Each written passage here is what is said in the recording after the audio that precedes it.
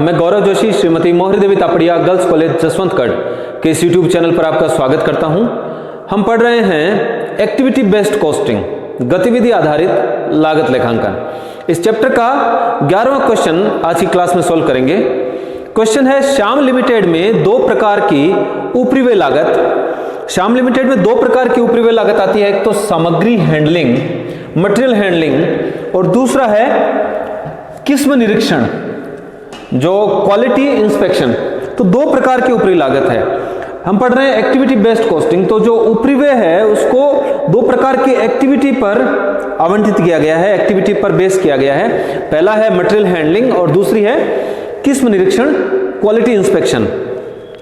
जो सामग्री हैंडलिंग है, जो मटेरियल हैंडलिंग के जो उपरिव्यय है वो है 20 लाख रुपए के, और क्वालिटी इंस्पेक्शन, किस्म निरीक्षण, जो सामग्री की किस्म निरीक्षण की जाती है, जो उत्पाद तैयार किया गया है उसकी क्वालिटी चेक की जाती है, उसके संबंध में जो खर्चे हुए हैं वो है 60 लाख रुपए के।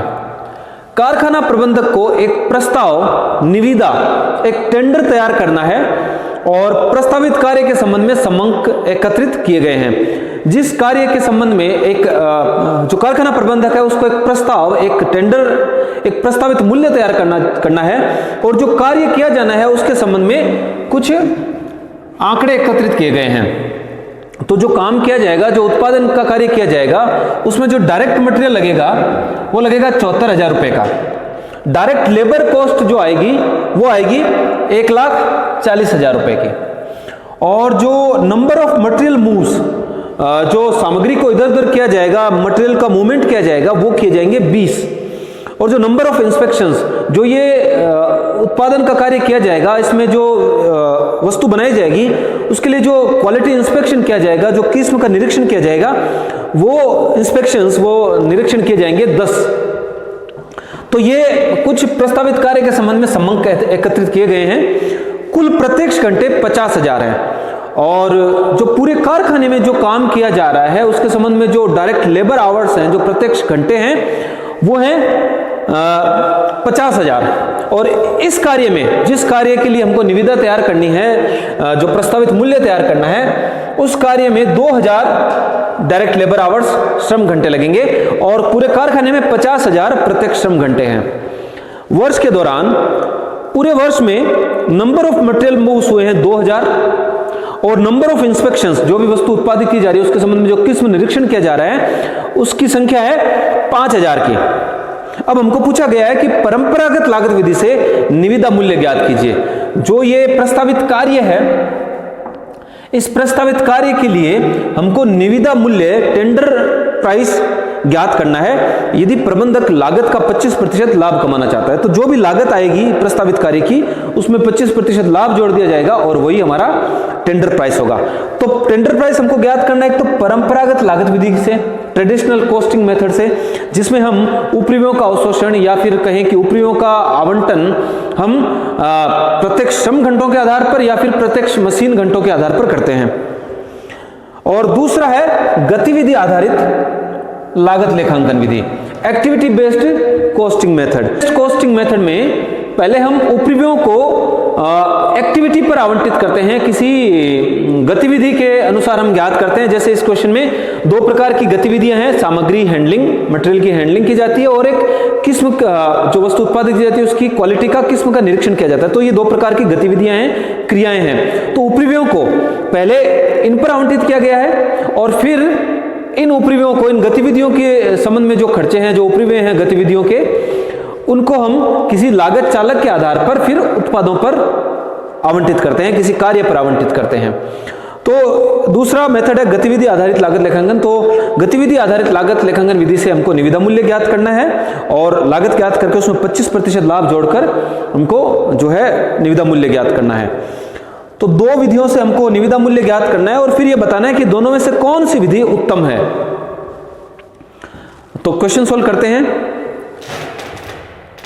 तो पहले हम कैलकुलेट करेंगे tender price,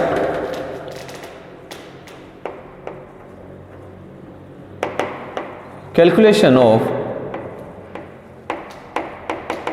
tender price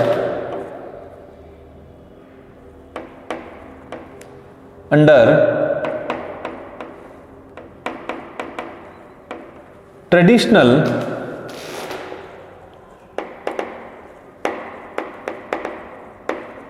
costing method, जो परंपरागत लागत विधि है उससे हम जो है टेंडर प्राइस ज्ञात करेंगे, निविदा मूल्य ज्ञात करेंगे।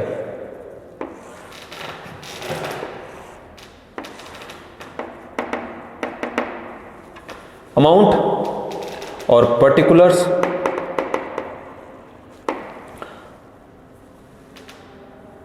तो ये जो प्रस्तावित कार्य है, इस प्रस्तावित कार्य के लिए जो डायरेक्ट मटेरियल काम में आएगा वो आएगा 70,000 रुपए का। तो 70,000 रुपए की प्रत्यक्ष सामग्री काम में आएगी। सॉरी 70,000 नहीं है, 74,000, 74,000। तो 74,000 रुपए की प्रत्यक्ष सामग्री काम में आएगी और जो डायरेक्ट लेबर के खर्चे होंगे, प्रत्यक्ष श्रम का खर्चा होगा 1,40,000 रुपए का। अब जो इन दोनों विधियों में जो अंतर है वो अंतर है उपरिव्ययों के अवशोषण के तरीके में। परंपरागत लागत विधि में जो उपरिव्यय हैं, यानी कि जो अप्रत्यक्ष खर्चे हैं वस्तु के उत्पादन से संबंधित, उन खर्चों को हम प्रत्यक्ष श्रम घंटों के आधार पर या मशीन घंटों के आधार पर जो है आवंटित करते हैं वस्तुओं पर, उत्पादों पर। तो हम ये क्वेश्चन अभी ट्रेडिशनल कॉस्टिंग मेथड से टेंडर प्राइस निकाल रहे हैं। तो परंपरागत लागत विधि के आधार पर जो उपरिव्यय हैं, जो ये उपरिव्यय हैं 20 लाख और 60 लाख के, इनका अवशोषण प्रत्यक्ष श्रम घंटों के आधार पर किया जाएगा। अगर मशीन घंटे दिए जाते तो मशीन घंटों के आधार पर करते, लेकिन इस क्वेश्चन में श्रम घंटे दिए गए हैं तो श्रम घंटों के आधार पर इन उपरिव्ययों का इस प्रस्तावित कार्य पर अवशोषण किया जाएगा।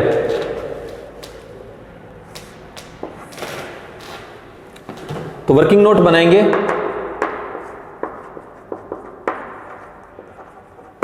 Allocation of overheads to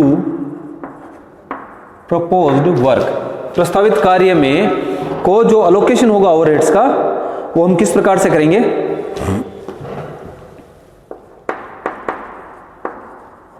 on the basis of direct labour hours, total overheads upon total direct labor hours into direct labor hours for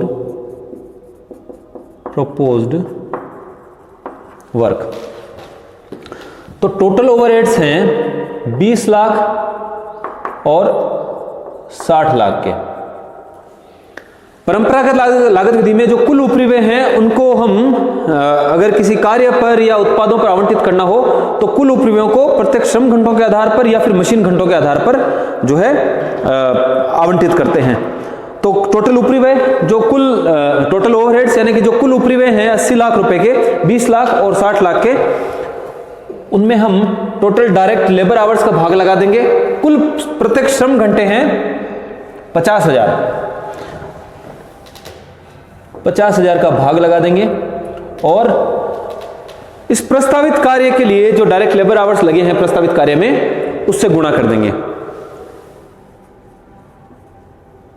इसको अगर हल करें, यानी कि कहने का मतलब क्या है कि 80,000 के उपरिव्यय हुए हैं 50,000 घंटों के लिए। अगर 80,000 के कुल उपरिव्यय हैं 50,000 घंटों के लिए, तो 2,000 घंटों के लिए कितने उपरिव्यय होंगे? तो 80 लाख में 50,000 का भाग लगा देंगे और 2,000 से गुणा करेंगे तो 3,20,000 रुपए। 3,20,000 रुपए।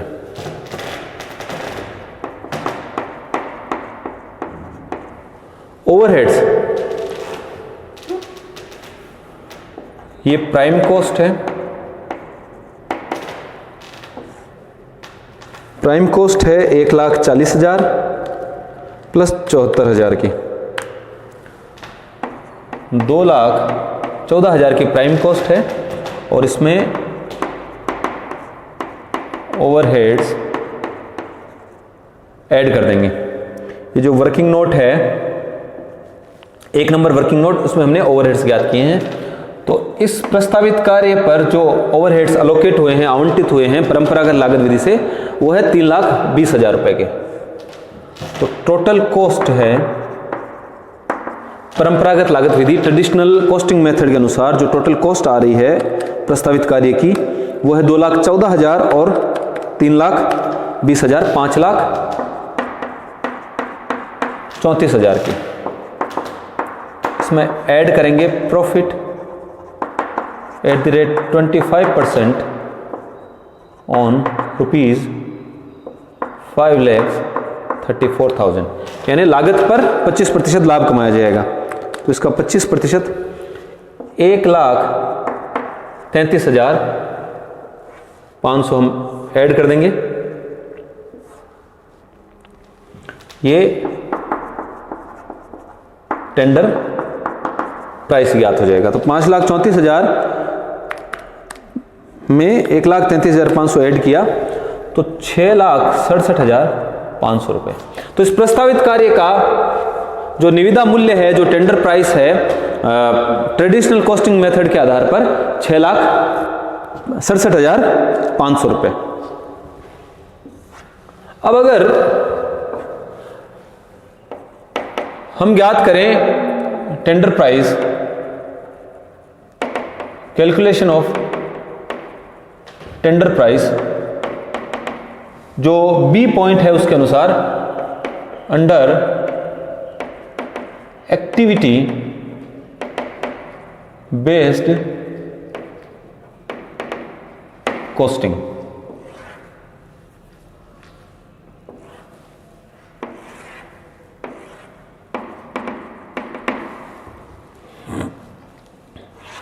एक्टिविटी बेस्ड कॉस्टिंग में पर्टिकुलर्स, जो इस प्रस्तावित कार्य का डायरेक्ट मटेरियल का जो खर्चा होगा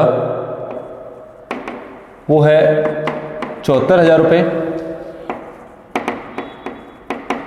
डायरेक्ट लेबर कॉस्ट जो आएगी वो आएगी 1,40,000 रुपये की।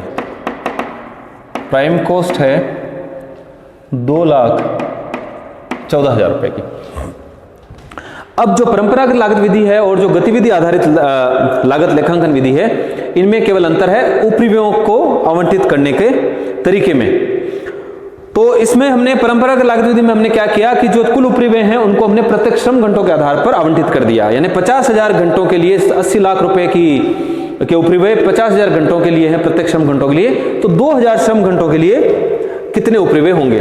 तो 3,20,000 रुपए के उपरिव्यय हमने अलोकेट कर दिए इस प्रपोज्ड वर्क को, प्रस्तावित कार्य को।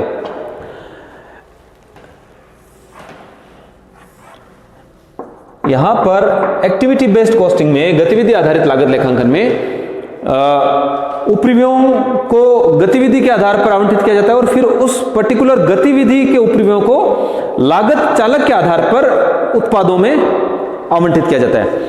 यानी कि जो 80,000 के टोटल ओवरहेड्स हैं, उन 80,000 के ओवरहेड्स को पहले किसी गतिविधि, कोई एक्टिविटी पर आवंटित किया गया है। जैसे अब 2 प्रकार की गतिविधियों पर इन 80 लाख रुपए के उपरिव्ययों को आवंटित किया गया है। ये गतिविधियां हैं सामग्री हैंडलिंग, मटेरियल हैंडलिंग, और दूसरा है किस्म निरीक्षण, क्वालिटी इंस्पेक्शन।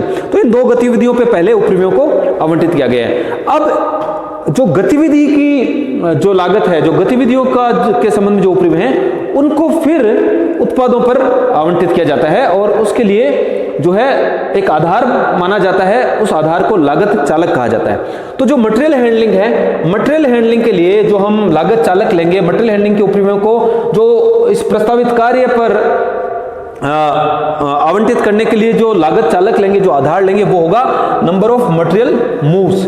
और जो किस्म निरीक्षण के उपरिव्यय हैं, किस्म निरीक्षण के जो खर्चे हैं, इन खर्चों को इस प्रस्तावित कार्य पर आवंटित करने के लिए जो आधार अपनाया जाएगा, जो कॉस्ट ड्राइवर काम में लिया जाएगा, वो लिया जाएगा नंबर ऑफ इंस्पेक्शंस। तो पहला ओवरहेड है, ओवरहेड्स ऐड करेंगे। तो इसमें पहला है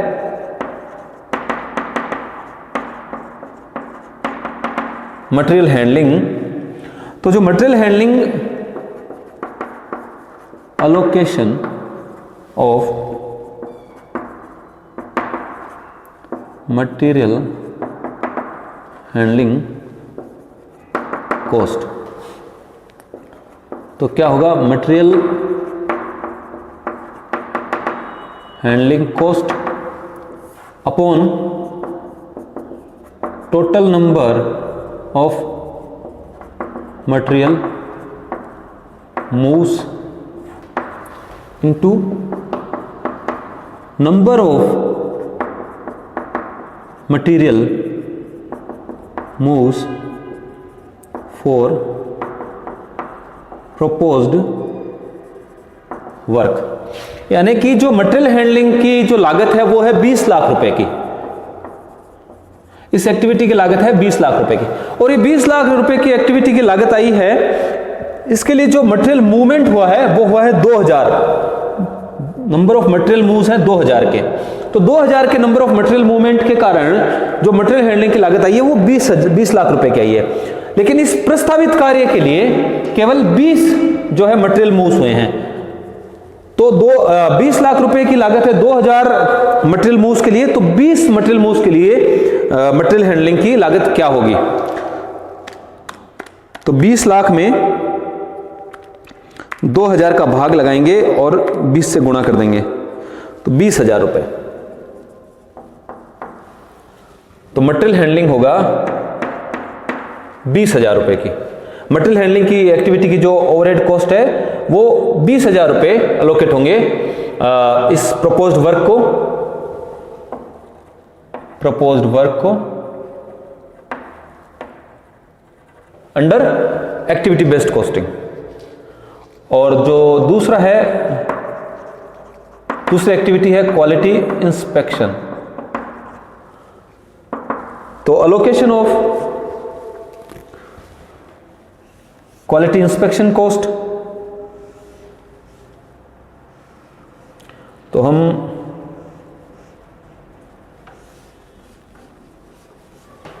इसके लिए भी वर्किंग नोट बनाएंगे। Allocation of quality inspection cost, quality inspection cost upon total number of quality inspections upon number of quality inspections for propose work. यानी कि जो क्वालिटी इंस्पेक्शन कॉस्ट है वो है 60 लाख रुपए की। ये 60 लाख रुपए की जो कॉस्ट आई है उसके लिए 5000 क्वालिटी इंस्पेक्शंस हुए हैं। तो 5000 क्वालिटी इंस्पेक्शन के कारण 60 लाख रुपए की कॉस्ट आई है, और इस प्रस्तावित कार्य के लिए जो नंबर ऑफ इंस्पेक्शन होंगे वो होंगे 10। तो 10 नंबर ऑफ इंस्पेक्शंस के लिए कितनी कॉस्ट होगी, तो 60 लाख की कॉस्ट आई है 5000 नंबर ऑफ इंस्पेक्शंस के लिए, तो 10 नंबर ऑफ इंस्पेक्शंस के लिए क्या कॉस्ट होगी, 12,000 रुपए की। तो क्वालिटी इंस्पेक्शंस की कॉस्ट जो है के ओवरहेड कॉस्ट है उसमें से 12,000 रुपए अलोकेट किए जाएंगे इस प्रपोज्ड वर्क को। तो कुल मिलाकर 32,000 रुपए के ओवरहेड्स अलोकेट होंगे अंडर एक्टिविटी बेस्ड कॉस्टिंग। तो 2,14,000 प्लस 32,000, 2,46,000 की टोटल कॉस्ट आ रही है इस प्रपोज्ड वर्क की, प्रस्तावित कार्य की अंडर एक्टिविटी बेस्ड कॉस्टिंग गतिविधि आधारित लागत लेखांकन से। इसमें हम ऐड कर देंगे प्रॉफिट। प्रॉफिट है @25% ऑन ₹2,46,000। जो ये लागत है, लागत का 25% लाभ जोड़ा जाता है, तो इसका 25% है 61,500 रुपए। तो लागत में लाभ जोड़ देंगे तो टेंडर प्राइस ज्ञात हो जाएगा under activity based costing 61,500 plus 2,46,000 3,07,500। तो हमको प्रस्तावित मूल्य निविदा मूल्य ज्ञात करना था। किसी जो पक्षकार है जो उसको हमको हमारी वस्तु का कार्य का प्रस्तावित मूल्य देना था कि अगर ये कार्य हमसे करवाते हो तो इसका मूल्य आपके लिए ये होगा, इसकी प्राइस ये होगी। तो अगर ट्रेडिशनल कॉस्टिंग मेथड के आधार पर हम निविदा मूल्य दें तो वो होगा इस प्रस्तावित कार्य का 6,67,500। और अगर एक्टिविटी कॉस्ट बेस्ड कॉस्टिंग के आधार पर हम अगर निविदा मूल्य दें सामने वाले पक्षकार को तो वो होगा 3,07,500। तो एक्टिविटी बेस्ड कॉस्टिंग जो है ये विधि जो है गतिविधि आधारित लागत लेखांकन विधि, वो विधि उत्तम है क्योंकि इससे जो है वस्तु का टेंडर प्राइस जो सेलिंग प्राइस है वो कम आ रहा है और इस मूल्य के जो है पास होने की अप्रूव होने की संभावना अधिक है। जबकि परंपरागत लागत विधि से जो टेंडर प्राइस है वो काफी ज्यादा आ रहा है तो इसके जो अप्रूव होने की संभावना कम रहती है। तो इन दोनों विधियों में से एबीसी मेथड जो है एक्टिविटी बेस्ड कॉस्टिंग मेथड है वो ही बेस्ट है, वो उत्तम है। आज के लिए इतना ही।